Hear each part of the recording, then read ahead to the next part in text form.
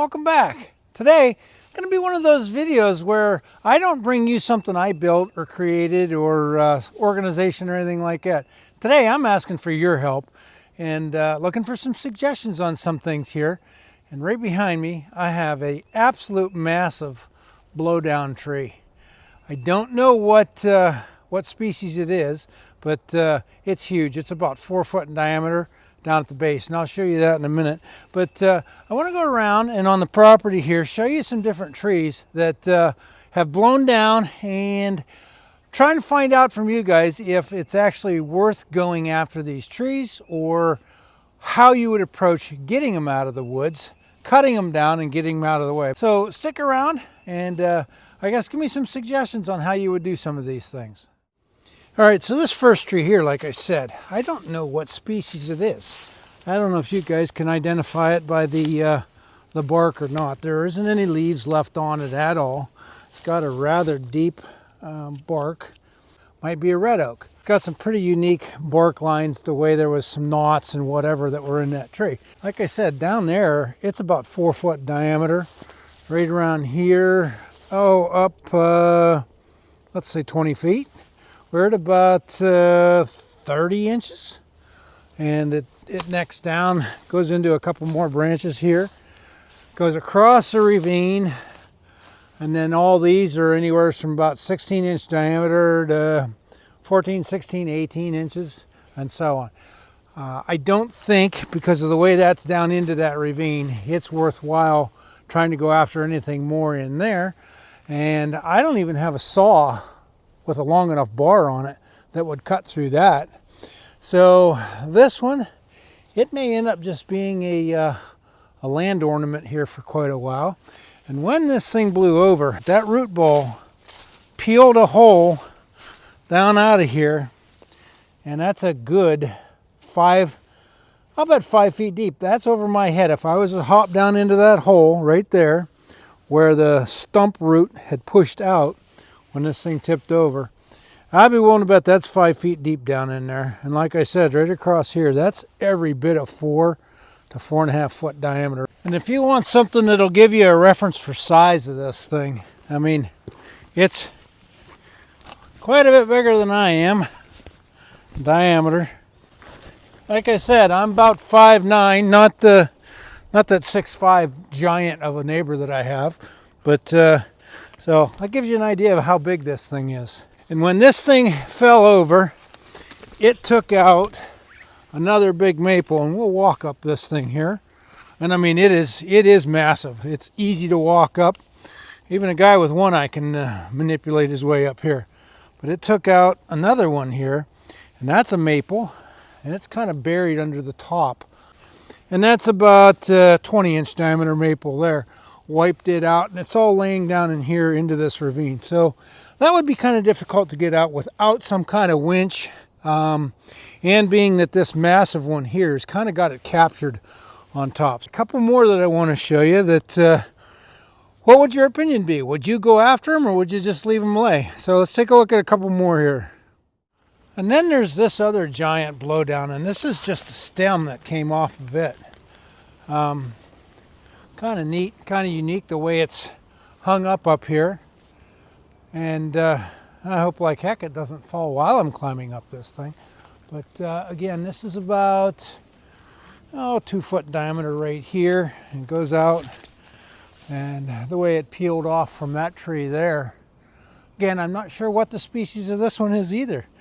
But it's leaning on this maple here, and this is a good 8 to 9 feet hanging up off the ground. So I honestly don't know would it make sense to even try tackling something like this because of its size, because of its the way it's tied up into another tree here, and it's actually still attached there where it splintered off, hung up into this one. It's pinched and it's wedged in a couple others over there. And I'll show you the top of this thing here in a minute, but it's massive as it came and slammed down over there. Again, it's just another one of those trees that you hate to see just rot away, but I think the danger in trying to get it out is far greater than the value of what the wood is worth. So let me hop down and walk under this, just give you a reference of how tall this is. All right, I think now you can kind of see as I walk under here that even reaching over my head, I can just barely touch the bottom. So it would be kind of dangerous to stand on something to try and cut that out of there. But either way, another beautiful piece of wood for firewood that could be cut up, but it's just they're too darn dangerous to try and get to. So some of these blowdowns make it, I guess, difficult and almost not even worth trying to get them out of there. So go down through here, and again, it fell through somewhat of a flat ravine, so none of that would really be worth trying to get out.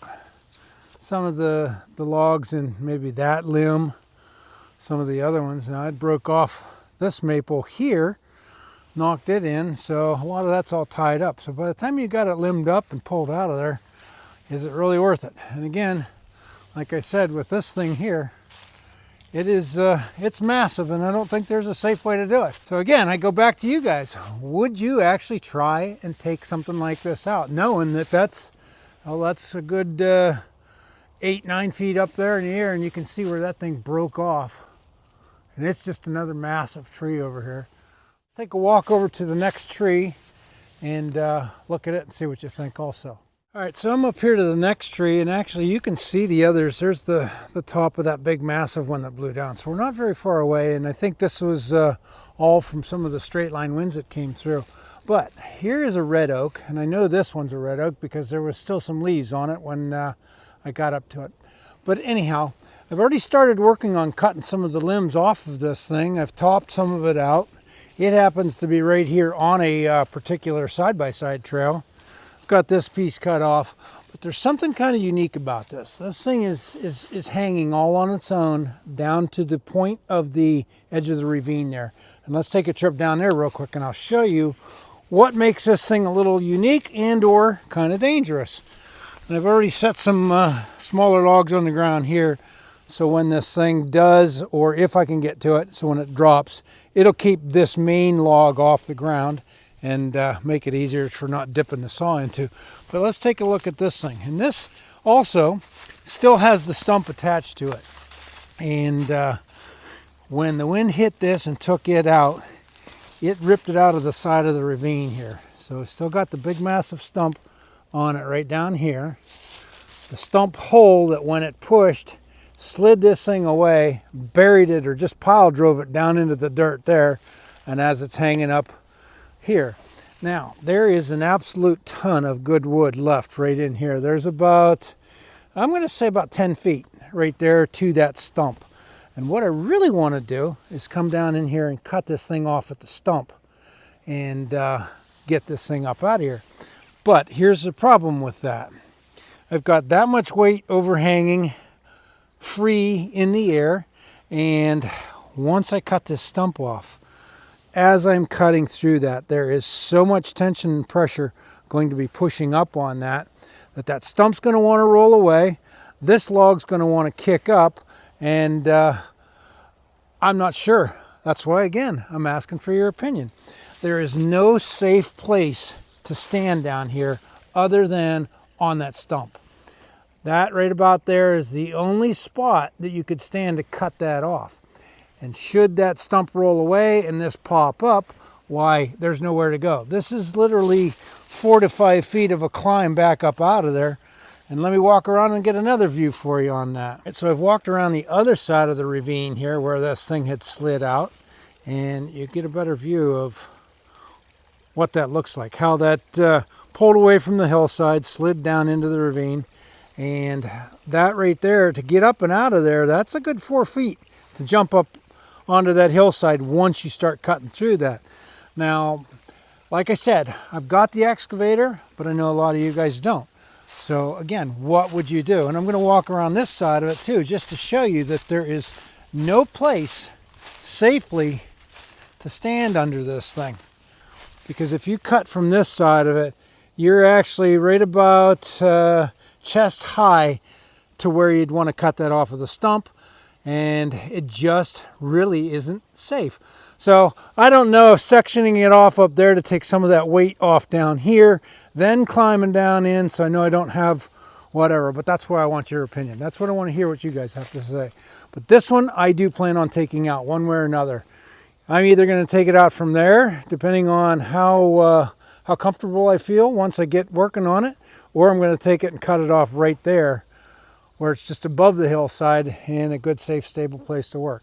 So we're going to be taking that one. I've got a couple more that I'd like to get your opinions on. And in this video, we will not be cutting these up, or you guys won't see what I do in this video, because I want to get your feedback and I want to get your opinions before I approach and tackle any of these, and see what you guys think.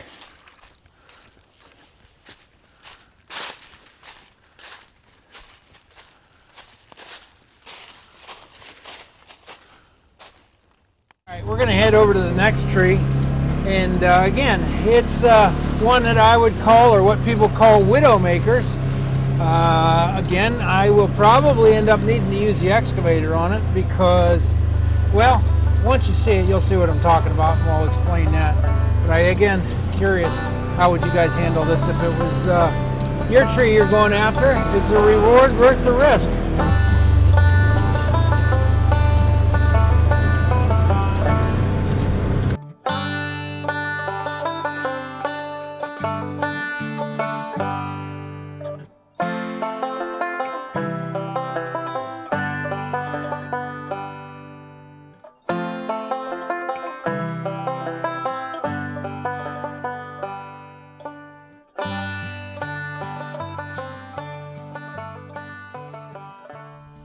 Well, we're back over here on this side of the ravine, and here's another one. I've got a cherry that blew down, broke right off the stem there, off a stump. But I've got this other one here that it is leaning. It's got a pretty good lean to it. Blew it out of the ground. The stump looks like it was already dying, but it goes up here, and it's hung up into the tops of that tree. Now, here's one of those trees that no matter how I cut it, it's going to cut, going to drop. Cut it again, it's going to drop. You can just keep doing that thing until it's just about completely stood up. But if you didn't have a machine, you didn't have a way to do this, how would you guys cut that thing? How would you cut it so it actually could come out of that tree? Now, mind you, you could probably go up here and cut that tree and that tree that are hung up in, and it would drop that way. But let's say you only wanted to take this one particular tree out of here. How would you cut it? How would you get this thing to come down out of here? Maybe that's a loaded question, because I believe the only way to do it is to have a tractor, chains, or an excavator, something that when you get this cut, you can pull it and bring it downhill out of the way here. And I believe that's what I'm going to end up doing with it, is to maybe cut it off, or I think I'll end up just digging around this stump here a bit to get it freed up, then hook onto it with the excavator and pull it out. But again, man, I don't know how you would do this without a piece of equipment. So safely, comfortably, and to where you weren't going to get hurt doing it. What's your thoughts on this? And I'll try and give you a best of a view as I can, and that's straight on with the land, so you can tell that that angle is probably about a 50-degree angle going up there. And why not the most comfortable? You've got your best area to work on this side, which we are on the downhill slope side of that, so if it did come out and start rolling, you'd have to run like crazy to get out of the way. But either way, you got to get this thing out of there. It is split, so that adds another challenge to that thing with it being split. So you start cutting on here, that thing's going to pop and start snapping, and who knows where it's going to go. But again, if you're just a hobbyist like Dan over at Back 40 Firewood, how would you do that? So we come from this one that's what they call a Widowmaker, leaning up there, to the ones that most likely you and I both enjoy cutting. They're already on the ground. This is a nice, real nice straight cherry log, which you don't get to see much of that around here. But this one, I think I'm just going to go ahead and cut the limbs off, cut the top off of it, drag it up, get it out of the way, and drag it down to the house, get some firewood cut up out of it. But I've still got this one here. A lot of really nice cherry lumber in that. It's 10 to 14 inches. So up here, right about there, it's about 10 inches. Down here it's about, oh, I'll bet that's closer to 16 at the stump. But that's a really nice size to go through a wolf ridge splitter. And I'll video all these to how I get them down and what I end up doing, hopefully. So here's a couple more blowdowns that I don't have any intentions on doing anything with. Now these ones are quite a bit smaller, but it's kind of neat the way they're coming out of the ravine hillside there, and you drive under them on this trail that I've got. But we'll go down to this next one here, and I have no intentions on doing anything at all with it because it is kind of neat. It's kind of unique the way it splintered and collapsed and blew over. It goes all the way across the top of my trail here. It's on that side of the ravine. It's on a steep hillside. Makes it tough to get. There's no way, that's about 6 feet tall right there. So there's really no way that you can stand anywhere down here and reach that to cut it off. Anyhow, this thing's a good 12 to 14 feet up over this trail. Makes it kind of neat as long as it doesn't rot out there. And that's about the only time I will actually attempt to do anything with this, is when it finally rots and drops down to a convenient level that I could work on that. But you can see that when it blew over, when it split, landed right between that tree there. Didn't take any of the branches off of it, but it dropped right down. I've already cut the top off of it. You can see it kind of piled up there, but cut that off just to make it look kind of neat as you come through here. Now let's go back and take a look at the very last tree that I would love to know what you guys would do with it if you actually had to take it down. All right, we're down here at this last tree, and this particular tree broke off in a windstorm. There was some woodpecker holes in it. I believe that's why it broke where it broke. And if I was to take a tape measure from the ground here up to where it broke, I'll bet that's 20 to 25 feet up there. So you can see here, we've got the neighbor's cow fence. It runs all the way up here, runs down there, and this particular tree happens to be hung up in that tree that's leaning over the neighbor's fence. This tree here is the one that's broken, but when you come down, and because this used to be a cow pasture over here as well, there's barbed wire all through that. It's all grown into this tree up to about, well, there's a piece way up there. We're at about 5 feet up here. So if you wanted to cut this down, you'd have to cut it up here. And again, that's not at a very comfortable, safe level. But question being, how in the world would you approach a tree like this to cut it when no matter what you do here, it's going to buckle and push out? I do believe, I don't know if it would buckle and push in or buckle and push out, but you'd cut this thing and not really knowing where that thing's going to go. And then once you do cut it and it starts moving, I'll bet that busts off, flops down. You got this to worry about going somewhere and chasing you. There's just too many things here to risk, I guess, trying to get that one out.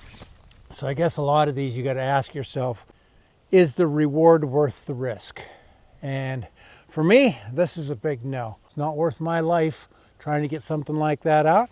But I guess, again, I'm asking you guys, if you had to take this out, how would you approach it? What would you do? Would you hire it done? Would you have a crane? Would you dig it out? I don't know. That's what I'm asking. So hopefully you like this video. It is Good Friday.